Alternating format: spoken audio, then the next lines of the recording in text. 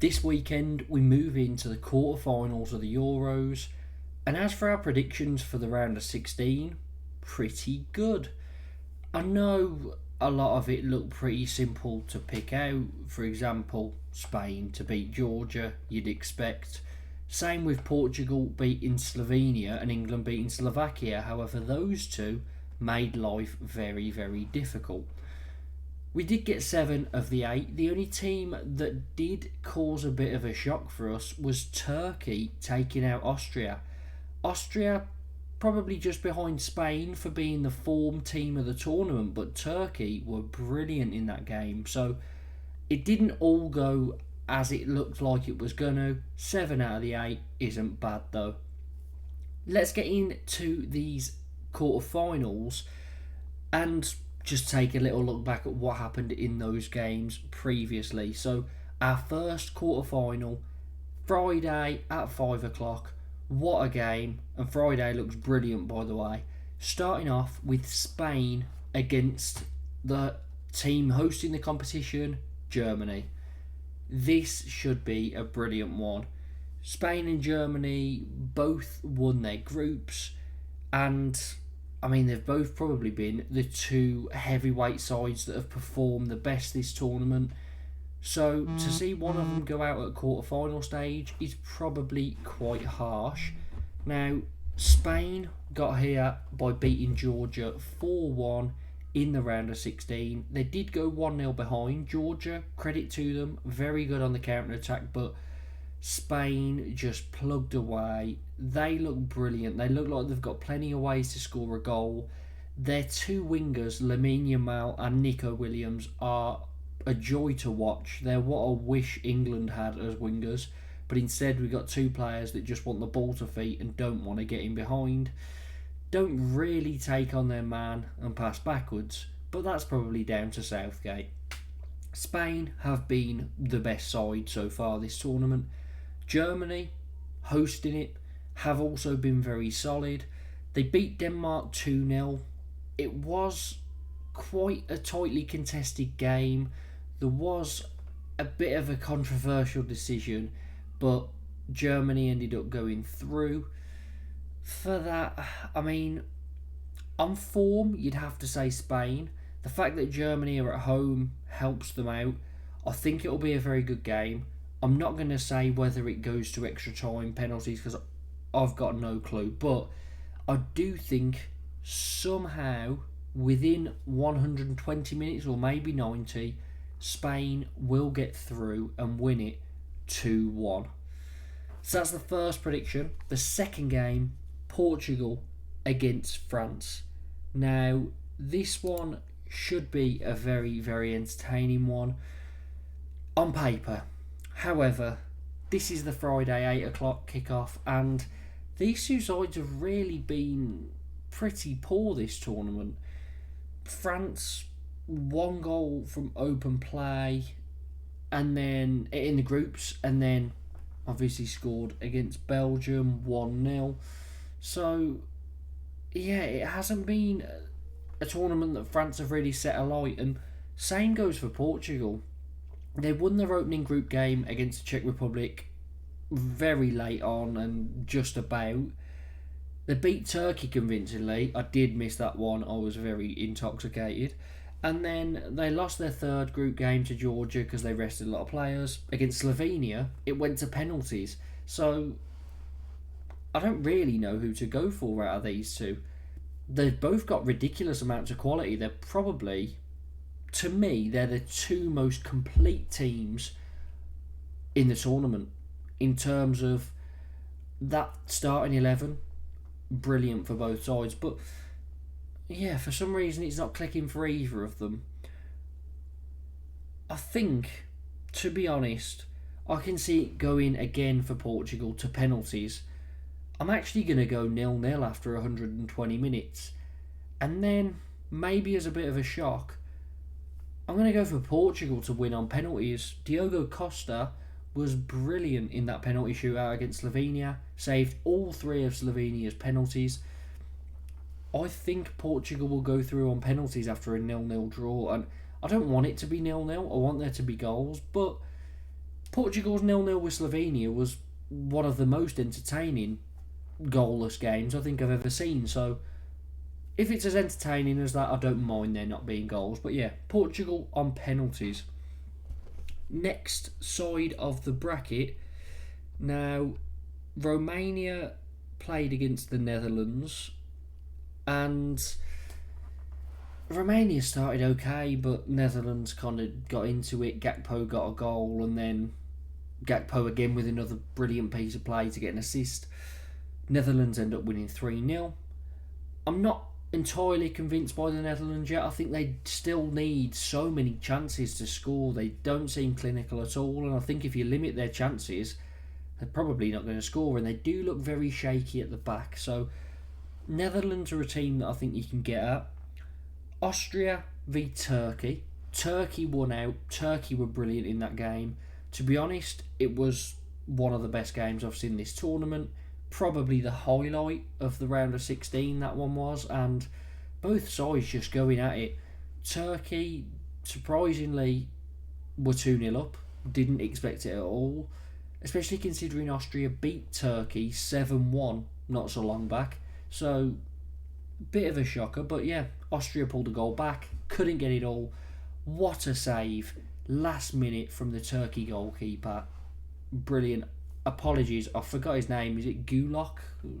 Something like that, but I've never heard of him prior to the tournament, but I think he's going to be on a lot of teams' radars because he has had a very, very good tournament for a goalkeeper, and what a brilliant save that was. Turkey v Netherlands. I see goals. I think both sides are prone to letting in goals. Both sides are very attack heavy. I'm going to go for a bit of a shock. I think I'm going to go for Turkey to win this one in extra time, 2-1. So probably let's go 1-1 90 minutes, 2-1 extra time to Turkey. Bit of a shock that one, but hey, why not go for it? And then the last game, England against Switzerland. England should really have been out against Slovakia. Jude Bellingham with a bicycle kick, pretty much last kick of injury time to send it to extra time. Harry Kane scores within the first minute or first 90 seconds of injury time, and then we just sit back. As soon as we go ahead, we sit back, and Southgate came out in an interview and said, nothing to do with him. Bollocks. I hate to throw the blame on a manager, but when there's so much momentum behind your team and you're playing Slovakia, who, no offence to them, they're not the greatest footballing nation in the world, are they? As soon as you go ahead, why are you then sitting back and inviting pressure? With all that momentum, that is not the players. I cannot for a minute believe that that's the players, and if it has, they've got a very, very weak mentality. But these players at club level do not do those sorts of things. It has to be the tactics that Southgate is bringing onto the team, and I'm not a fan of it. I think in a game like Switzerland, if we go 1-0 up, we'll probably lose it. Switzerland against Italy were brilliant. Won it 2-0. It looked like men against boys, and it was domination. I did predict Switzerland to win 2-1. So, pretty happy with that as a prediction. Didn't expect Italy to be so poor, but as soon as Switzerland did go through, I watched the game and I kind of said, you know, if we do get past Slovakia, which was obviously expected, I expected it, if we get past them, Switzerland will knock us out. And even though we had a great 5 minutes in that game against Slovakia, I still think Switzerland are going to beat us. So, unfortunately, I'm going to go for Switzerland to win 2-1. Now, a little talk on what's came out in the media is not really going to affect anything me saying it because it's already out there for everyone to see. But for some reason, we invite the press to training sessions and, well, the team or the ideas have been leaked about 3 days before the game, which is just not great considering Southgate is looking at switching it up according to reports. Now, I think it's quite good what he's going for, if it's true. But yeah, it looks like it could be five at the back. Saka and Trent playing wing backs. Bellingham and Foden playing in the 10 either side behind Kane. I quite like the idea. I think it'll bring some width to the side. I think having Trent... I don't think you can play Trent in a back four just because he is a bit of a liability in defence. I think the perfect position for him on a field is right wing back. So, sure, I don't mind that at all. Having someone like Kyle Walker behind him will help him massively. Saka at left wing back, he'll bring width. He's played there before. Southgate's fault for not bringing any fit left backs to the tournament. I mean, Trippier barely had played any games. Luke Shaw was injured and still looks like he's not going to feature at this tournament. You've got Chilwell sitting at home, who, while he hasn't been great this season, is a fit left back who has experience for England. You got Tyreek Mitchell, who has had a brilliant second half of the season under Oliver Glasner at Crystal Palace. But no, let's go for someone who has barely played any games this season and someone who has been injured for most of the season and not featured for, 9 months? Something stupid like that. I can't remember the last time Luke Shaw stepped foot on a football field, but yeah, let's not get into that. Saka at left wing back. I think it works. He'll stay wide, Trent will stay wide. At least we'll have a bit of width. We'll be matching Switzerland man for man because they will go for a 5 at the back as well. The only thing I wasn't sure on is, do you play Kane with Bellingham and Foden in the 10 behind him, or do you play Kane up front, Bellingham at centre mid next to Rice, and have two kind of inside forwards instead? Anthony Gordon is going to run in behind. Saka can overlap on that left when he's going forward, which will be most of the time. And on the right, have Cole Palmer. Trent can be delivering balls behind him, can also overlap when needed, and Kyle Walker can cover. And Cole Palmer can also drift in field a bit. So I think that works. I think that would stretch the Switzerland defence a lot, and I think we would manage to pin them back whenever they have possession. We could hit them on the counter, but it's not for me to decide, unfortunately. Or maybe fortunately, maybe I've just made up something that sounds absolutely ridiculous. But yeah, that's it for the predictions. So, just a quick recap. We are going for Spain to beat Germany 2-1. And we will go for that in 90 minutes. Portugal, France 0-0. Portugal to go through on penalties, making it a Spain-Portugal semi-final. And then Netherlands v Turkey. Turkey to go through 2-1 after extra time. And England v Switzerland. Switzerland to win 2-1 in the 90. So, lots of 2-1s.